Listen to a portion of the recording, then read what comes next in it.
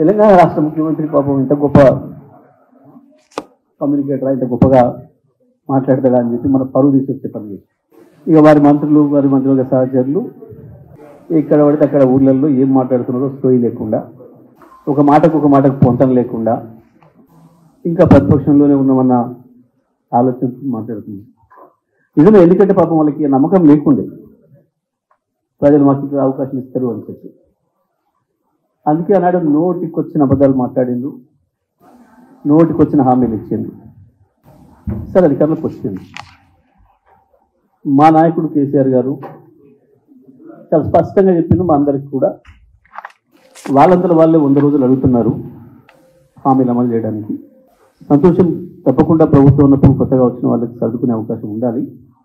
మీరు ఎవరు కూడా తొందరపడి వాళ్ళు ఇచ్చిన హామీల గురించి ఇప్పుడే ఏదో డిమాండ్ చేయడం కానీ ఇంకోటి కానీ చేయాల్సినంత లేదు. కొంతకాలం మౌనంగానే ఉండండి. ఏదైనా ఉంటే మీ ఇంటర్నల్ సమావేశాలు పెట్టుకొని కార్యకర్తలతో ఆ పద్ధతిలో పాంతిపాలు చేసుకోండి, కానీ ప్రభుత్వం వైపు ఇప్పుడే వెళ్ళాల్సిన అవసరం లేదని మాట చెప్పారు మాకు. మా వర్కింగ్ ప్రెసిడెంట్ గారు వారి ఆదేశం మేరకు మేమందరం కూడా అదే పద్ధతిలో ఉన్నాం. అసెంబ్లీ పెట్టిండ్రు, ఆ ఎందుకు పెట్టిరో వాళ్ళకి సోయలేదు, ఏం మాట్లాడిందో సోయలేదు. దాంట్లో కూడా మేము చెప్పాలి కాబట్టి తప్పకుండా వాళ్ళు మాట్లాడుతున్నప్పుడు మా వర్కింగ్ ప్రెసిడెంట్ గారు కావచ్చు, మేమందరం కూడా ప్రజలకు వాస్తవాలు పంపించాలి కాబట్టి మాట్లాడి చెప్పినాం.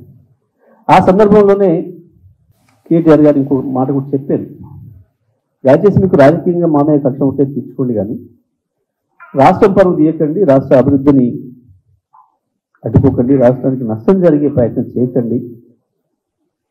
మీరు రాజకీయాలు అనుకొని చేసే కొన్ని చర్యల వల్ల రాష్ట్రానికి దెబ్బ తగులుతుంది, అభివృద్ధి కుంటుపడుతుంది, నష్టం జరుగుతుంది. బడ్జెట్ పైన కూడా వాళ్ళు అవగాహన లేకుండా మాట్లాడుతున్న సందర్భంలో బడ్జెట్లో కొన్ని విషయాల్ని బయటికి మాట్లాడకుండా ఉండాల్సి ఉంటుంది ఎవరైనా సరే అనే విషయాన్ని కూడా స్పష్టంగా చెప్పాను, ఒక సలహాపూర్వకంగా కూడా చెప్పాను. వాళ్ళకి అవన్నీ తీసుకునే సోయి లేదు. అసలు ఈ రాష్ట్రం పట్ల, ఈ రాష్ట్ర అభివృద్ధి పట్ల వాళ్ళకి సోయి లేదు. ఇప్పుడు ఏం దొరుకుతుందా, ఏం చేద్దామా అని వేట కుక్కలాగా తిరుగుతున్నారు తప్ప ఇంకొకటి లేదు. ఇక అందులో నల్గొండ జిల్లాకు సంబంధించిన కోమటిరెడ్డి వెంకటరెడ్డి ఎప్పుడు ఏం మాట్లాడతాడో రోజు కూడా అక్కడ లేదు ఆయనకి అబద్ధాలు ఆడటానికి. నిమిషాలు సార్, ఒకటే నిమిషంలో మాట మార్చి ఇటు నుంచి అటు, అటు నుంచి నేను ఆయన మాట్లాడతాడు. భువనగిరిలో కేటీఆర్ గారు ఏదో వాళ్ళని డిమాండ్ చేసిండ్రు,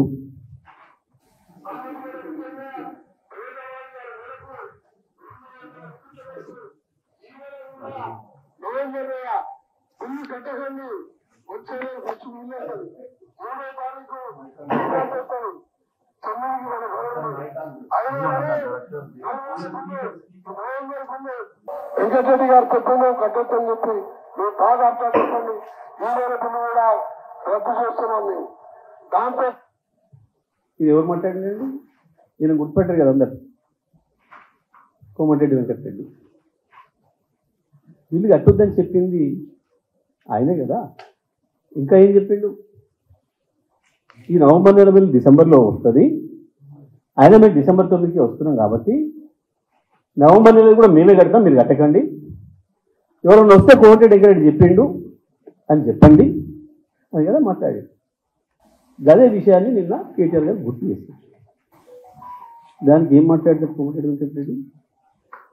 కేటీఆర్ గారి గురించి నోటుకొచ్చినట్టు ముందు మాట్లాడడం, చిన్న పెద్ద లేకుండా భాష ఉపయోగిస్తే కనీసం కేసీఆర్ గారి పట్ల కానీ, కేటీఆర్ గారి పట్ల కానీ, ఇతర నాయకుల పట్ల ఎవరి పట్ల సంస్కారహీనంగా, వాళ్ళ నాయకులు అంతే, ఆయన అంతే. పైగా అబద్ధం నువ్వు ఆడుతున్నావు, చెప్పింది నువ్వు చెప్పినావు, నీ ముఖ్యమంత్రి చెప్పింది. ఇంకా పైగా బీఆర్ఎస్ పార్టీని 14 ముక్కలు చేస్తా, 39 ముక్కలు చేస్తా. నువ్వు కాంగ్రెస్కే కోవట్టు అని చెప్పి నీ పార్టీలోనే చాలా మంది మొత్తుకున్నారు. తమ్ముడిని ముందే బీజేపీలో పంపించి, ఒకవేళ బీజేపీ వచ్చే పరిస్థితి ఉంటే నేను వెనకమ్మడి వస్తా, నువ్వు ముందు మమ్మని చెప్పి తోలి కాంగ్రెస్కు ద్రోహం చేసి, బీజేపీలో పోయిన నీ తమ్ముడికి ఓట్లు వేయమని చెప్పి కాంగ్రెస్లో ఉండి రాజకీయ వ్యభిచారం చేసింది నువ్వు. ఇటువంటి నీచ పనులన్నీ చేసేది మీరు అన్నదమ్ములు.